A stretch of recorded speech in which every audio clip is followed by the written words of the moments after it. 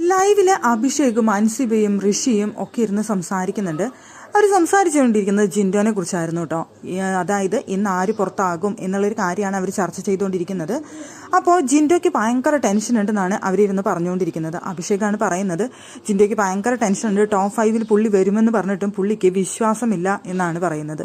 അപ്പോൾ അവിടെ അൻസിബയും ഋഷിയൊക്കെ പറയുന്നുണ്ട് പുള്ളിക്ക് വിശ്വാസമില്ലാഞ്ഞിട്ടൊന്നല്ല, പുള്ളി അത് ആക്ട് ചെയ്യുന്നതാണ്. ടോപ്പ് 5 വരുമെന്ന് പറയുമ്പോൾ അതിൻ്റെ അഹങ്കാരം കാണിച്ചിട്ട് നിന്ന് കഴിഞ്ഞാൽ എല്ലാവരും കരുതില്ല അഹങ്കരിക്കുന്നു എന്ന്. അതുകൊണ്ട് പുള്ളിയേ ഇല്ല എന്ന് പറഞ്ഞിട്ട് നിൽക്കുന്നതാണ്.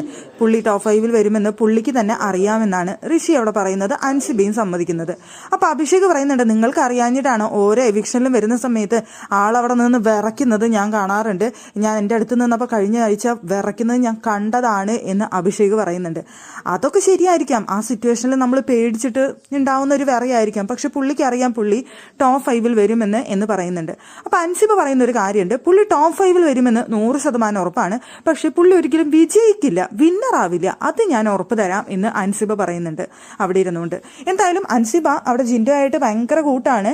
ജിൻഡോ ടോപ്പ് 5 വരും, ജിൻഡോനെ ഭയങ്കര ഇഷ്ടമാണ് എന്നൊക്കെ പറയുന്ന ഒരു വ്യക്തിയാണ്. പക്ഷേ ജിൻഡോ ഒരിക്കലും വിന്നർ ആവില്ല എന്നാണ് അൻസിബ പറയുന്നത്.